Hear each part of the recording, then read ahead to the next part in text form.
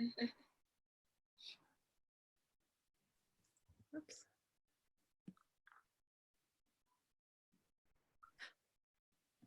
Hello, everybody. Thank you for joining us this evening. Thank you for taking out the time to come and support Teressa Rayford. As you know, she is running for Portland mayor. Ballots are due May 19th. You can drop them off at many drop-off sites on May 19th. And if you want to mail them in, you have to mail them in before the 14th or by the 14th. And as you know, Teressa Rayford has been a prominent member of the community as a community organizer and activist for the past 10 years. She has been working tirelessly to hold our leaders accountable and to identify a lot of these a lot of problems within government institutions at their root, and really trying to identify the resources and solutions for those. So we're so honored to have you here this evening and to have you as our prospective mayor.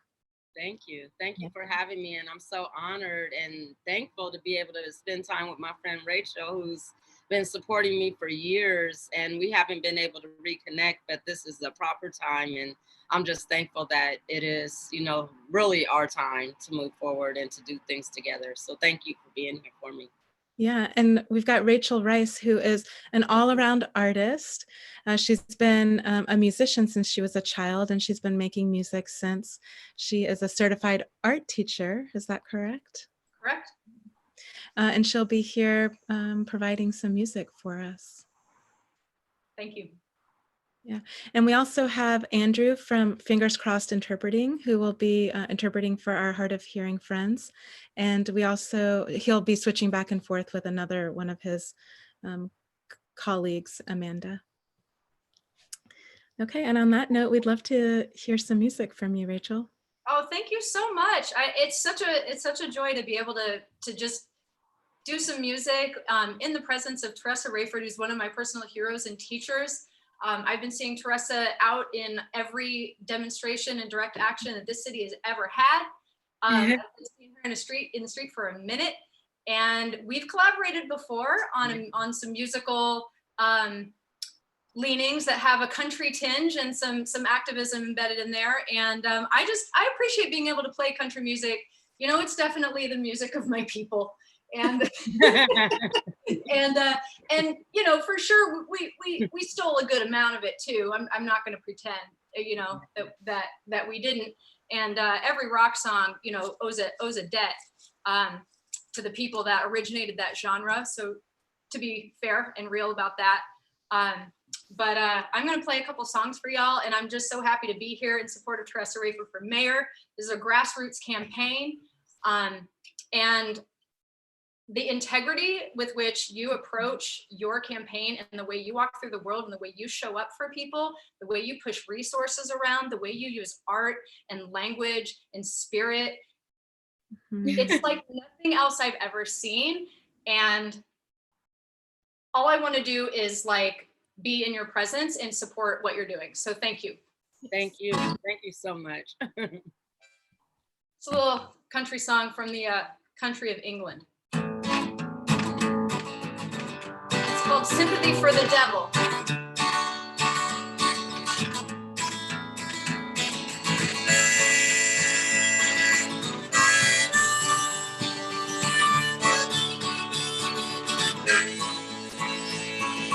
Please allow me to introduce myself. I am a man of wealth and taste.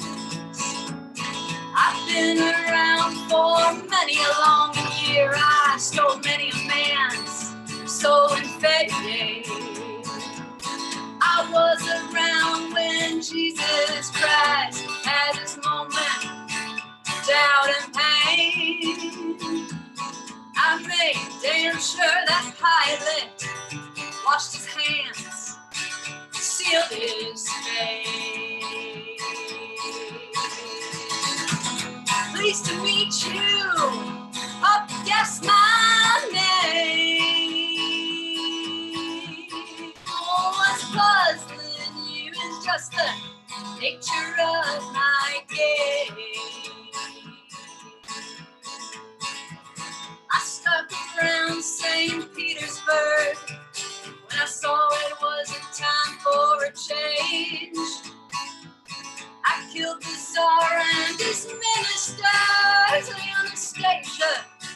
screamed in vain.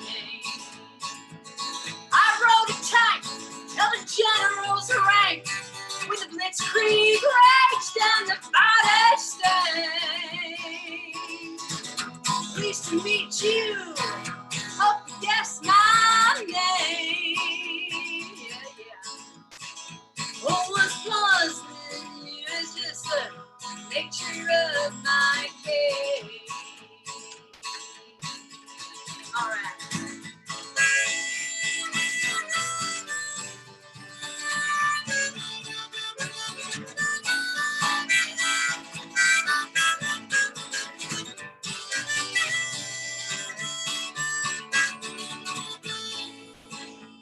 I watched and gleamed as your kings and queens fought for 10 decades over the gods they made. I shouted out, who killed the Kennedys? When after all, it was you and me. So please allow me to introduce myself. I am a man of wealth and taste. I'll distract all the troubadours who get killed before they reach Bombay. Pleased to meet you. Hope you guess my name. Yeah, yeah. Oh, what's confusing you is just the nature of my game. Here we go.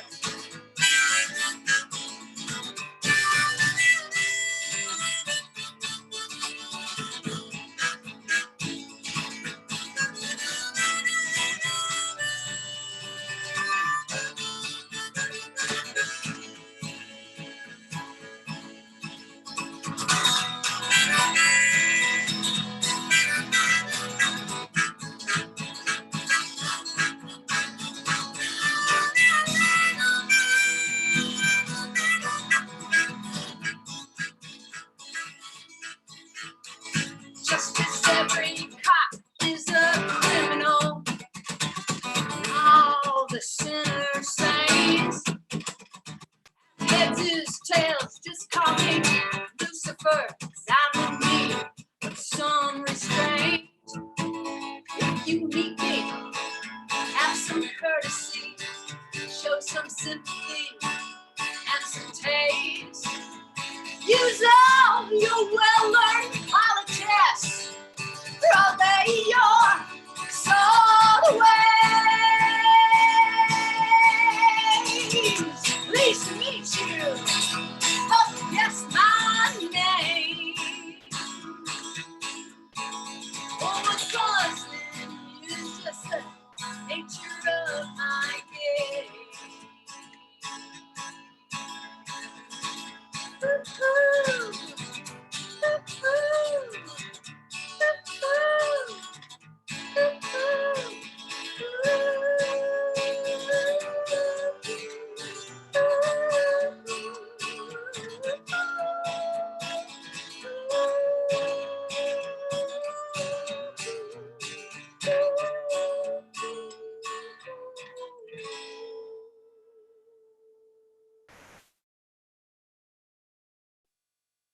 That was really fun. That felt like a good collab. Thank you so much. That was so great.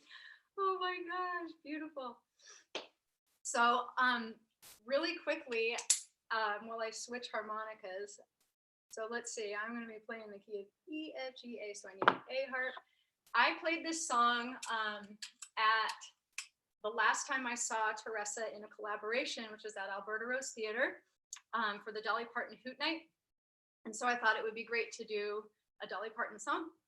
And you'll probably recognize it, but you might not recognize quite this style.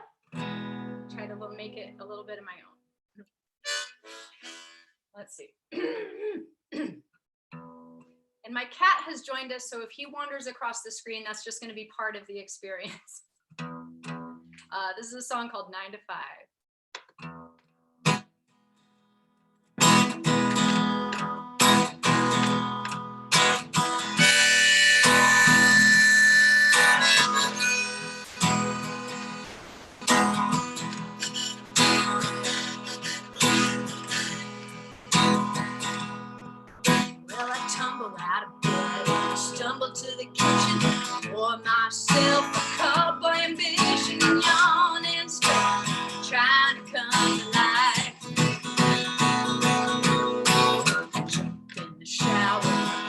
starts pumping out on the street. Traffic starts jumping, 'cause folks like me are on the job 9 to 5. Working 9 to 5. What a way to make a living. Barely getting by.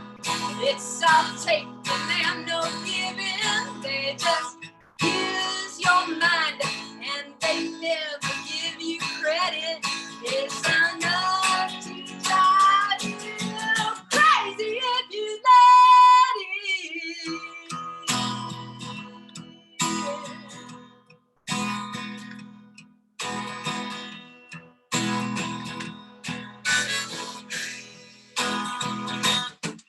Well, they let you drink just to watch them shatter.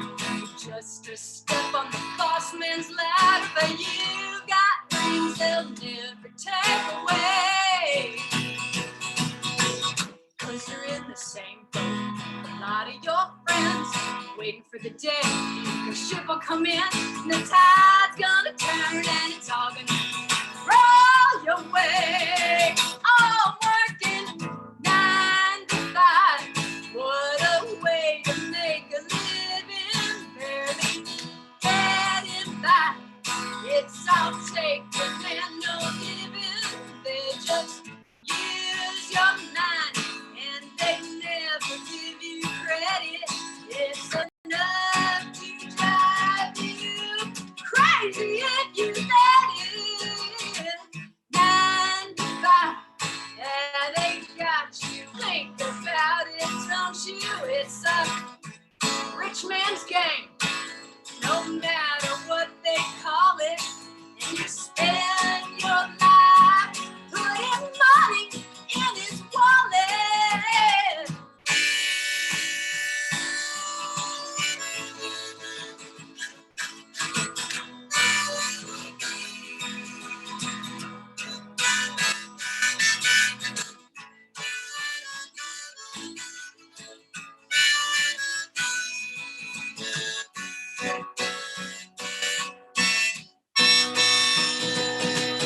Working 9 to 5.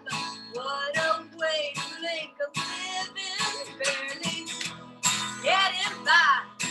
It's all taking and no giving. They just use your mind and they never give you credit.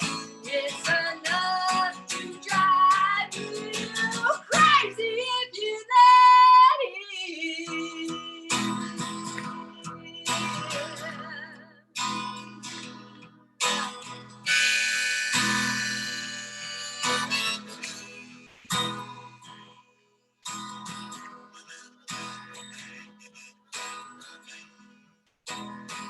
You know I'm working.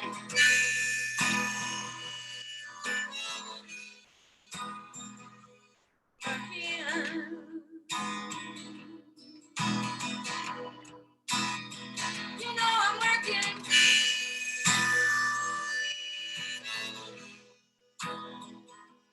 Working 9 to 5.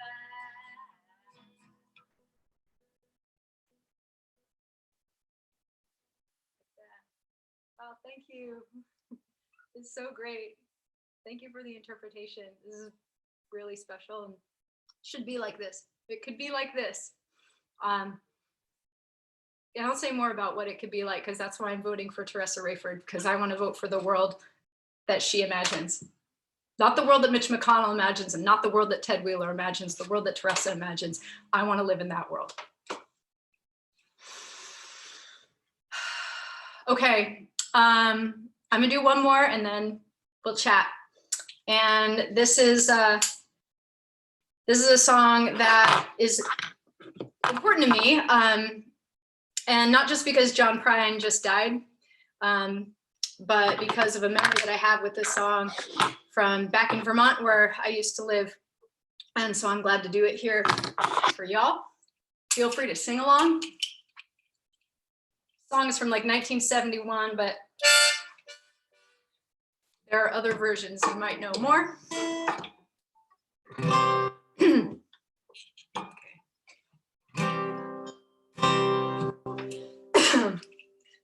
beg your pardon. There's a lot of pollen. I feel like there should be a t-shirt. My friend Carmen said this. There should be a t-shirt that says, it's just seasonal allergies, for when you're like walking around and coughing, you know, and people are like, ah, it's like, I swear, it's just allergies. I've been quarantined since March 13th.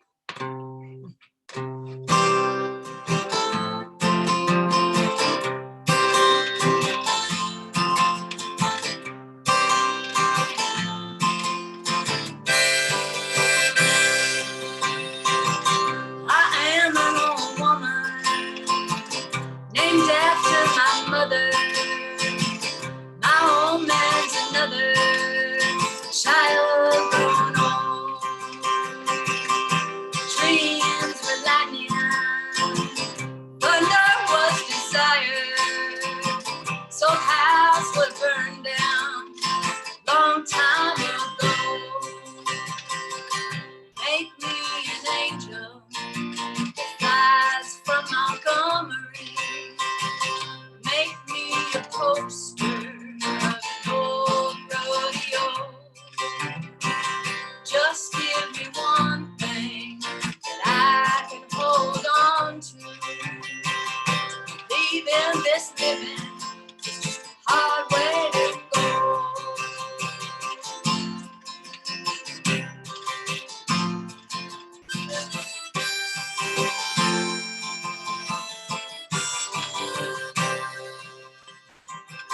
When I was a young girl, well, I had me a cowboy. He weren't much to look at, just a free rambling man. But that was a long time. No matter how hard I tried, years just go by like a broken down dam.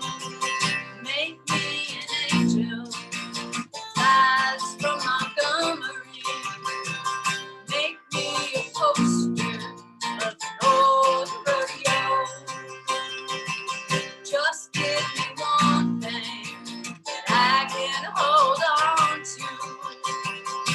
Leaving this living just a hard way to go.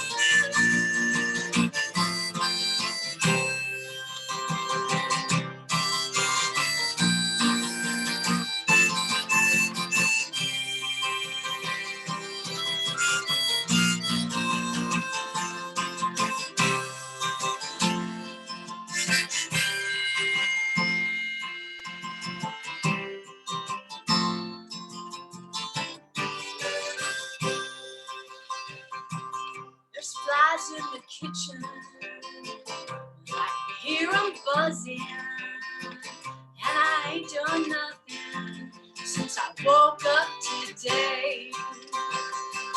How the hell can a person go to work in the morning, come home in the evening, and have nothing to say?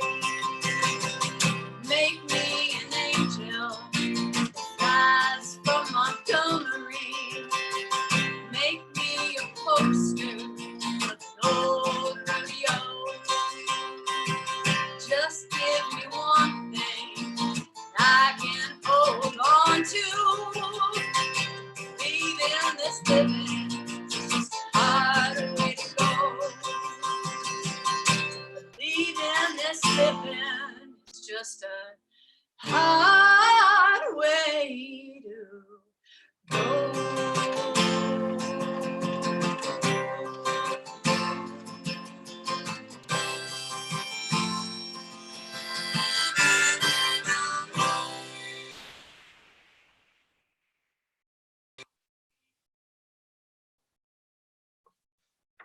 Thank you.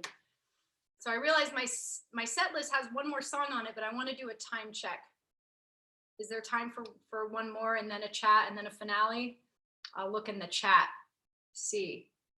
Oh, sweet. That's great. Okay, so this is a song I wrote a long time ago, but it's a little bit more up tempo. Oh, wrong headgear. All right.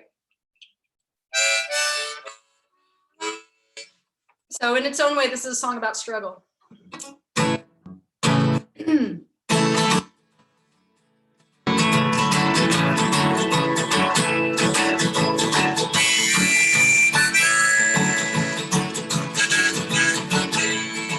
Well, I've been uptown, downtown, all around the world. I see black, white, red, yellow, purple people all in. Hey, we're all the same. I got a busted up pickup truck, it's rusted out and dirty. You've been sitting here and drinking beer and sick and tired of waiting on you to come to. I got hope in my heart, but that's how the light shines through. Well, I got a hole in my heart, but that's how the light shines through. If you've ever been torn apart, know it's true. Haven't already done enough for you. You put a hole in that heart.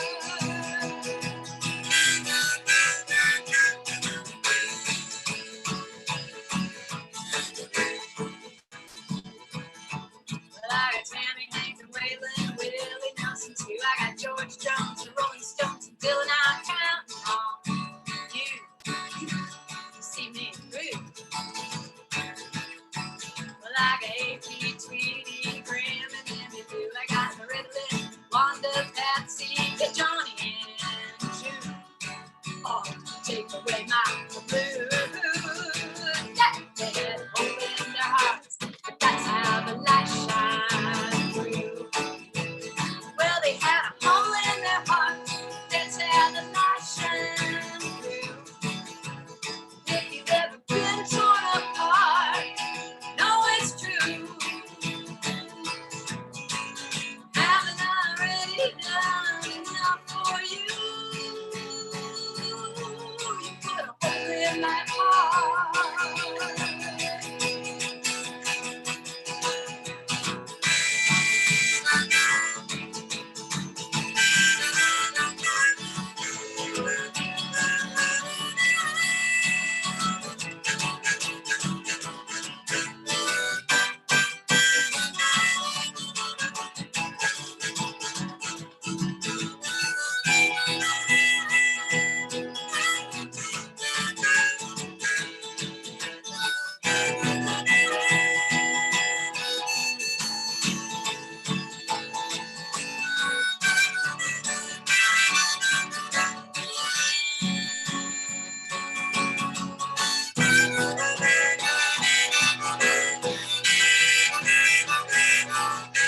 Now I'm broken, but I don't care. You know I'm open. I see what's going on in there.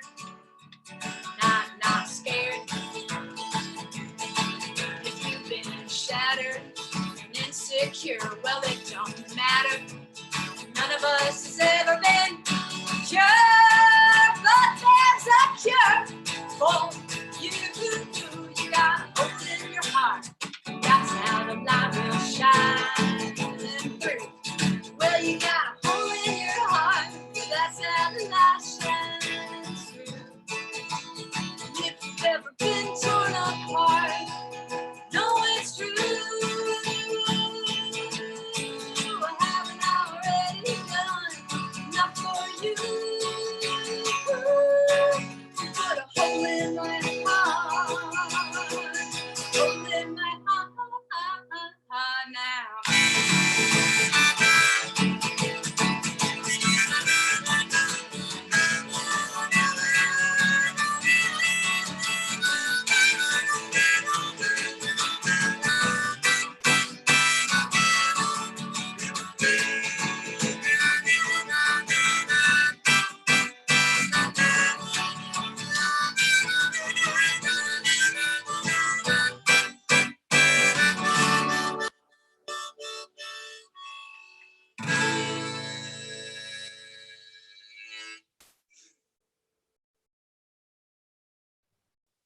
like that. Yes, that was amazing. Thank you so much. Oh, thank you. Thank you. Thank you. Appreciate it. Let's get Unable. Teressa back on. it it had told me it was unable to start my video, so I think I was part of the system. Thank you. That was beautiful. 9 to 5. Yeah. I love that. Yeah, got me feeling some kind of way. I know you know. Thank you. Before you guys start talking, I just wanted to make sure that the viewers know that this is their opportunity to ask Teressa any questions about her platform or any specific concerns that you have. So if you can just write something on the online chat, then I can make sure that she answers those questions. But until then, yeah, Rachel, what is there anything? I know you guys have a lot of history. If you want to talk about that, or if you guys have questions, or if you have questions for Teressa. Well, I'm just really, first of all, how great is it that the election day is on Malcolm X's birthday? That's pretty awesome. And you know, it was also helpful to be reminded by, it was Mr. Crenshaw, I believe, that y'all were talking to. And wow, I'm just never gonna like be as smart as that conversation. Thank you. If you haven't listened, like if you're done listening to this, go listen to that one. It's really, really great. And just to hear him talk about, you know, how politicians typically are sort of, what did he say? Professional slick talkers. Yes, right? clever. Right, and being in and sort of being in sales. And I guess I would love to hear, you know, from your perspective, Teressa, because I definitely perceive you as someone who's not a professional slick talker, you know, into sales. That kind of the manipulation and sort of the rhetoric, you know, that comes out of electoral politics is something that you don't actually ascribe to. And I'm wondering how did you develop that approach? Because it really speaks to me. You know, I feel like I can ask you a question. You're not going to be like, well, what we really need to be talking about is like, you're going to actually answer my question. You know? Well, yeah. Well, I can tell you this. In 2006, I started working on a project for Habitat for Humanity out in Texas, and they didn't have a Fuller Center for Housing, which developed entire communities. So I went to my business partner at the time, who was a CPA, and I was like, hey, Habitat for Humanity wants us to come over and basically do some kind of financial planning for the people that want to participate in their program. And he was like, really, that's not a good program. And where's the benefit in it for the people? Where's the return on investment? And where is our return on investment? And I was like, what? He's talking about Habitat for Humanity, right? So I literally audited how their work went, right? And I looked at how people were not able to maintain the houses, how the houses were in prospective communities that didn't have a whole lot of economic advantages. Texas, of course, doesn't have TriMet. So you're looking at communities being developed in areas where there was no economic foundation. And so when he came back to me, he was basically saying, you're ineffective because you're trying to get us into this project that is not going to benefit anyone. And so don't bring me stuff like that anymore. Be more efficient. And I was like, what? This dude like just called me ineffective and inefficient. And so what I started doing was my due diligence. And I never wanted to put anybody in something that seemed like it was better than it was. And just doing due diligence made me say, oh, I have great ideas. And I can hear people say great ideas, but I also want to see the completed outcome. And I know how to get there through process because like I'm a super analytical person. So I use that, and that makes it easier for me to tell the truth because it's not that I know it. It means that I acknowledge that there's a problem and we're going to find out how that works. I'm going to listen to you and then I'm going to figure it out by whatever means. And so when I talk about even being, you know, running for office, you see politicians did not want to endorse me. Other politicians that probably have benefited from the work that I've done won't endorse me because I want them to be held accountable too. I want an ethical standard when it comes to providing services for people, because even some businesses actually have ethics, but to have public service and government and the outcomes being your, you know, reliance on it or in the support that it can provide, that's not a good deal if there is no substance of ethics. And so that's the difference. I can, I can travel the same circles, but I'm always looking for the bottom line that comes back to the people, because your job is to serve us, and I'm not intimidated by that process at all, because I just want to see it work. Mhm. If that answers the question. So much. Yeah. Yeah. I mean, and something that, there's really great information on your website. I would encourage people to go take a look at your platform. And it's quite a departure from what you typically see. The talking points are very like oriented towards what is actually good for the community. Yes. So it's so clear that it's not pandering to special interests. And it's also very clear that you do hold accountability as a really important, core core tenet of the campaign, where we actually have to look at, when we talk about development and gentrification and the actual impact that that has on the communities that we claim that it serves. We have all of these small apartments, all of this empty housing, empty mansions, and we have people sleeping in the street right near my home. I live in Hollywood district, where my kids, go to school nearby, where the Max stabbings were. And there's a very strong tendency, especially amongst progressive liberal white folks, to sort of sweep it under the rug and like have this kind of false narrative that we're all in it together, when we're not all having the same experience at all. And we can talk about progressivism, but we don't actually want to divest or cede power or cede resources. And what I love about what you do is, like, you actually put resources into the hands of the people. Like, you get people lawyers. Dude, like, like, it's not like this, oh, I'm definitely here for you. Like, have you noticed all the commercials right now during coronavirus? It's like Lexus being like, we're here for you. It's like, the hell you are. Not. Like, but when you actually go to the Portland Art Museum and make them stare unblinkingly at actually the legacy of our town and our history in Oregon, and I'm just like the hair's up on the back of my neck right now.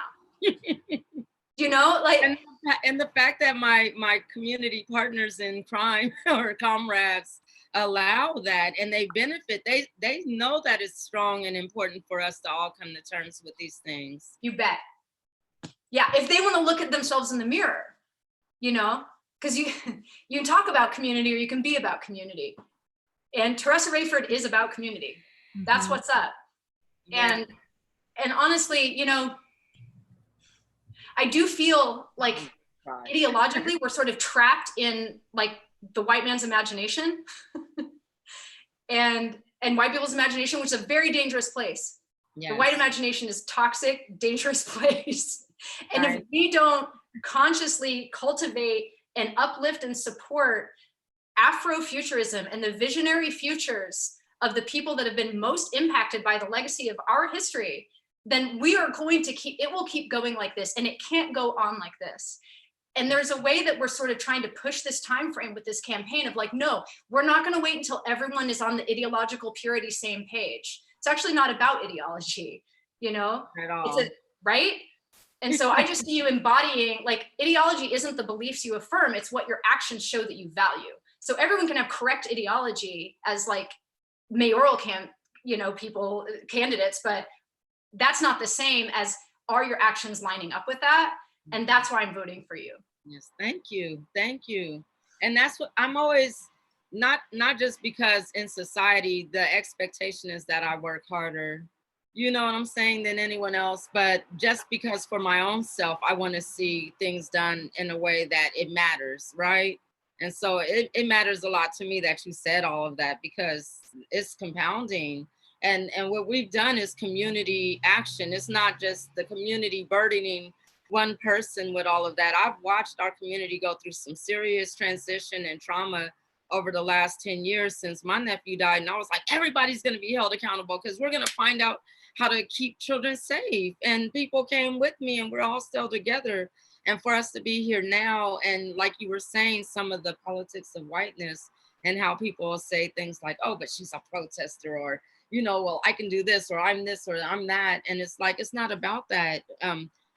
how much are you willing to invest in doing something that you don't get a return on investment for? That the only return on investment is that you feel better because people feel safer, and you've given people access to something that right now it seems like the variable of our access depends on our values, right?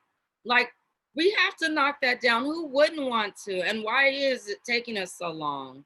Yeah. You know, and that's the only thing we want to do. I don't think that I'm any smarter than anyone else that's running for mayor, but I know that I'm more consistent. I know that I'm going to be as effective as I'm able to be. And I'm intentional.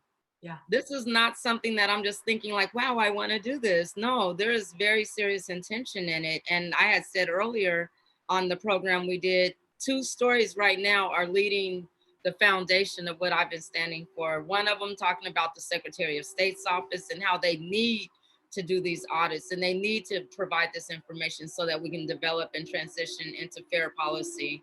And then another one is the fact that right now our city's auditor is being like there's a barricade between her and her budget by the mayor and Amanda Fritz. And it's again the investment in accountability, the investment in transparency, the actual investment in equity is missing, and they don't want that. But if people want change, that's where we're going to get it, because we can see where we're at and we can start building through.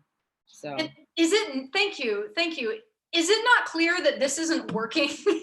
You know, like it's so clear that the same people. Yeah. I mean, like Portland could do it different. You know, we have enough people, we have a level of give a shit in the town that keeps me here. You know, there are genuinely people that genuinely want to do things a different way. And I really believe this, and I feel it in my body, like it makes sense. Like that I sense how right it is, that I know less people will die in the street if you're mayor.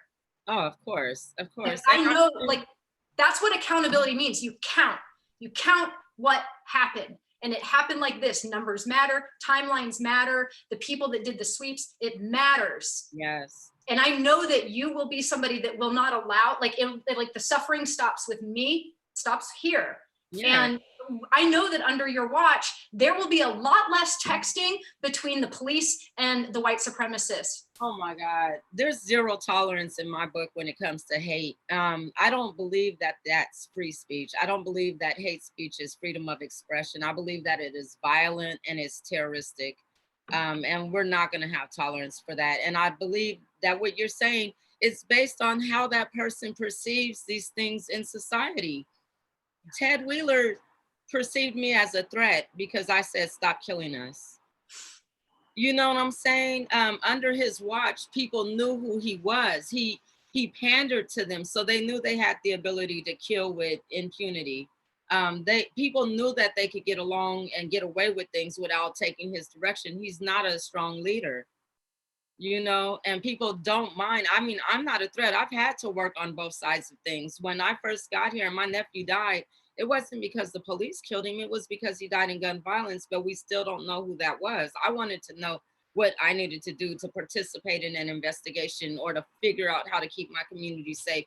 And that's when I saw barriers to safety. No investigation, no safety, people clouding that there's over 200 unsolved homicides in our city and no one pushing an investigation. And then we found out about all the rape kits and everything else. So there is an underlying devaluation of people in our society. And until we have leaders that value people, we won't have leaders that protect us and keep us sound. That's right. That's right. And if we do not actually serve the people that are the most vulnerable, I think that we're in this time of coronavirus and COVID where we can see how much we actually are interdependent on each other, and how much, just because you have a certain amount of purchase power, that will not keep you safe. Like, I don't know when we're going to figure it out that we actually do have to, the best place for my extra grain is in my neighbor's belly. You have to share. Like, that's how it's going to be, folks. It's like, learn to share or die buying. We can't keep doing this individualism crap anymore. We have to be able to collaborate across difference. We have to be able to collaborate across ideology, and we have to be able to center the people that have been most impacted by harm. Those are the folks that know how to survive. Like, Yes, it's in our best interests absolutely. to listen. And the thing is that whoever leads us through this crisis has to have that lens of equity in their minds, because what Ted is doing, he's saying, let's invest in the most important businesses so that when we open the city, the travel industry can have that economic support system for those businesses. But he's leaving out the small businesses. He's leaving out the communities. He's saying, right now we're cool, but all those people that needed that lens of extra support, when we exaggerated the inequities, but we know that they were merely highlighted, those people can't go back to normal. We can't say that now we're back on track, the city's open and they don't matter. We have to build a foundation that is sustainable through this effort. And that's why it's more important than ever for people to even turn out for the primaries. Because if we have to run to November, I need to be the one running to November. If we need to finish this on May 19th, I need to be the one with 50+1% of the vote, because again, and I'm hoping he hears this, because I am seeking the recourse. But once I'm elected, we're gonna go ahead and see if we can get an attorney, civil rights attorney, to just basically find out what we can do with the attorney general and the governor to kind of force Ted to work with our administration early so that we can build sustainable efforts to build some kind of focus on what's happening now through January. I don't think that we should, as a city, if we lose faith in his leadership and vote him out, I don't think that we should depend on him and rely on him till January of 2021. And Charlie Hill showed us that when he fast-tracked the collective bargaining agreement that everyone agreed was so important for the community to have engagement in. So like, let's let them get away with this again. I know we're dealing with the COVID crisis, but that's why it's so important about what Anna has done to bring us all together with this forum, because we still can connect with people. Like, this is better than any of the debates I've been to. Damn straight. I'm serious. This For is real. better than any of those debates that I've been to, and not being able to put on all the smoky mirrors and all the production and just be who we are in these spaces and talk to community. I think it makes us more human. And even the other people that are running, like Ted, looks very, very human, sitting in his kitchen. You know, he doesn't look like super mayor dude. He seems very vulnerable, and especially when he's lying on the record to the public, and then the next day it's coming out in the media. And I'm like, take his cues, because usually there's an editor, usually there's production, and we don't have that now. So if you can't trust what you're hearing now in social media world, where we're all sitting around wondering if we're going to put on pants or not, you have to realize that it is time to kind of hold these people accountable and realize they are human. Yes. You know, and we can hold them accountable. And we can see, I guess I'd be curious to hear from you. Part of what is so staggering to me about what we're living through is now that we see how wildly incompetent and bungling, obviously, the feds are, but more than that, because duh, there's like this way that all these things have suddenly become possible. Like, suddenly everyone can work from home with impunity and still manage to do a good job. Suddenly everyone has stimulus checks. Suddenly we can make sure that people don't get charged or evicted. Like, all these things that have been so impossible, and so impossible that we literally couldn't even imagine them.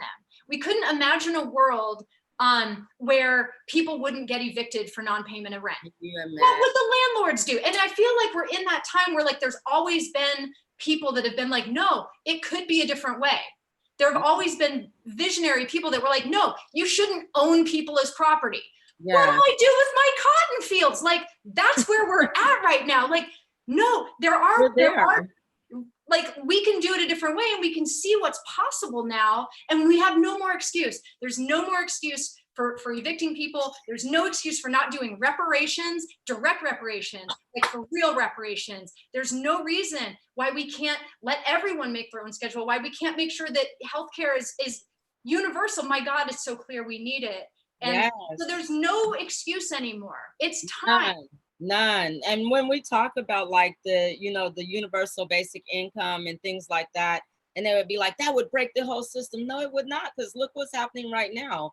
people aren't broke. There's still people with abundance. There are still people doing investments and working and living. And like you said, it costs less to work at home. It costs less for the business to allow you to work at home.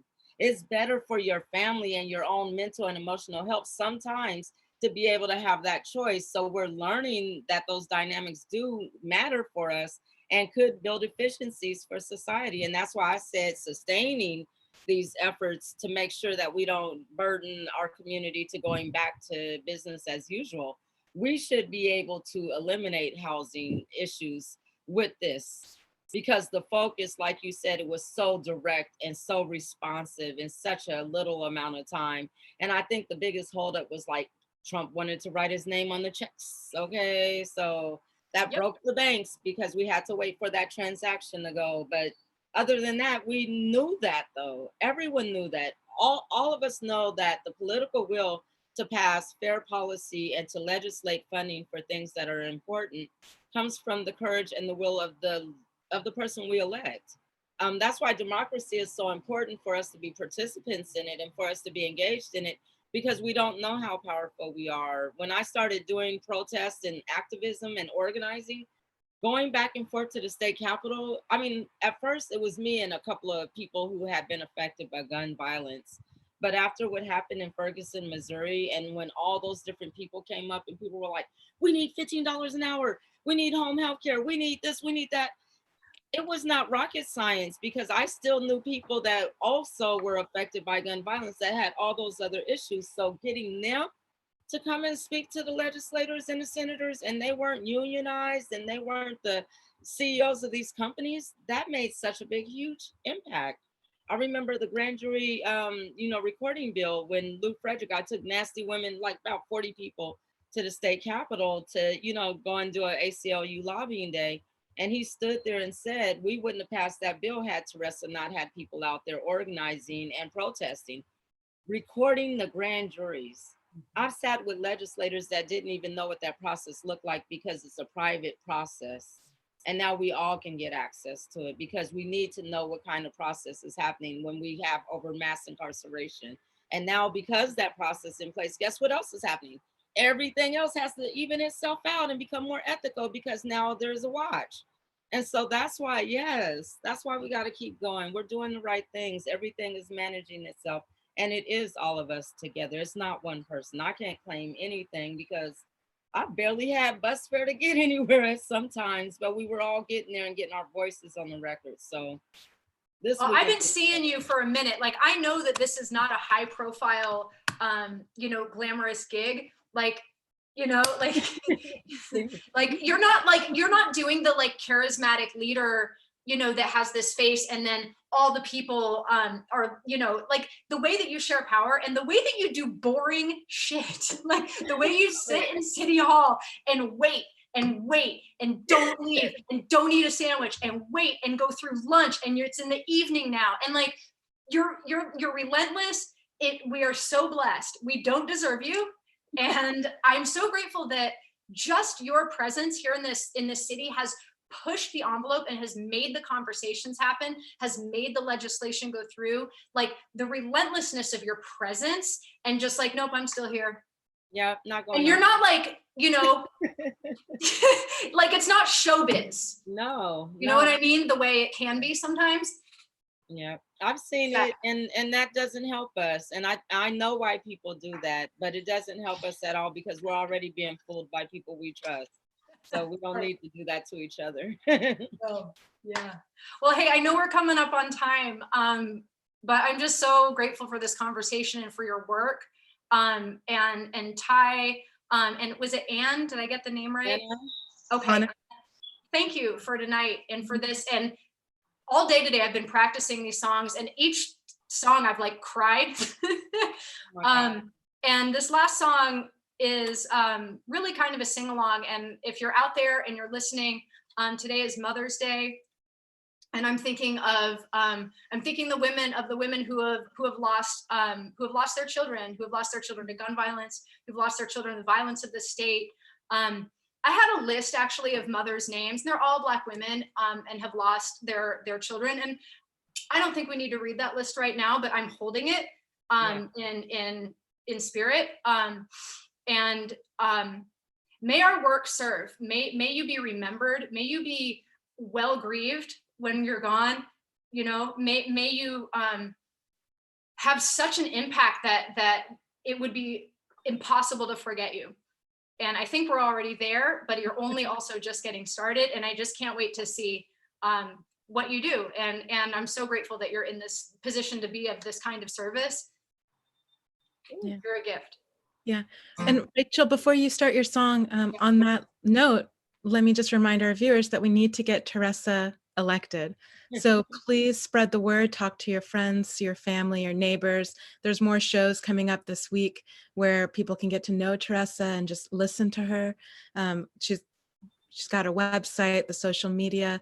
Please get out the vote and get your ballot in before the 14th or the 19th. The 14th for mailing, the 19th for dropping it off. Okay, and thank you. Thank you so much. Thank you so much. Can I say one more thing real quick, Rachel?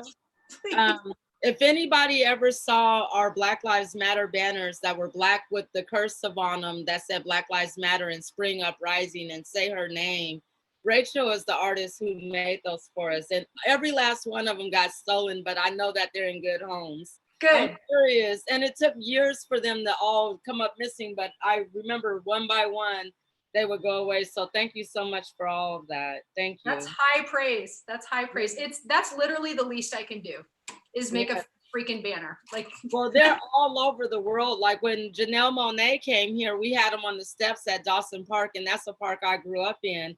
So to have her perform with those right there and all our children in our community, like we made history. Thank you.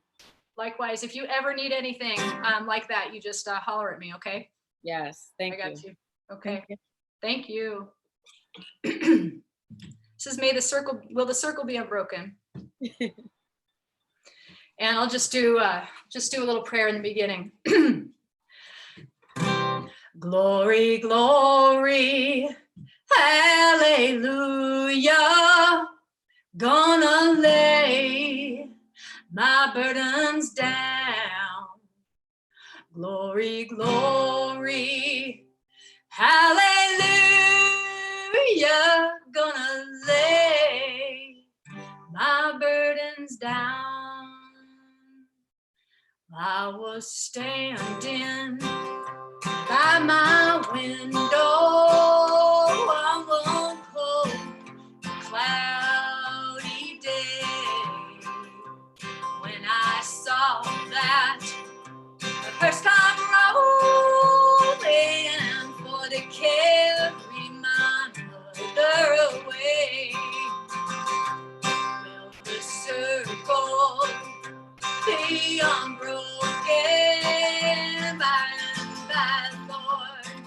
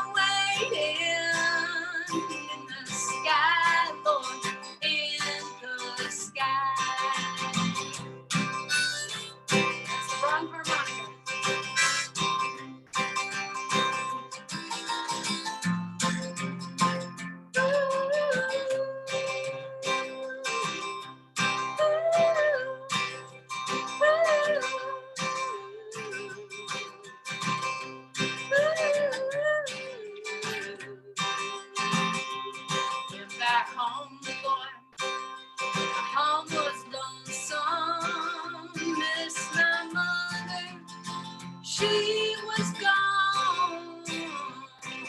My brothers, sisters crying for a home so sad and alone. You know, just because someone's gone doesn't mean they're gone. You don't have to lose them. When we grieve, we praise, right? That's why we grieve. Make sure those people know how much they matter. They matter. Black lives matter.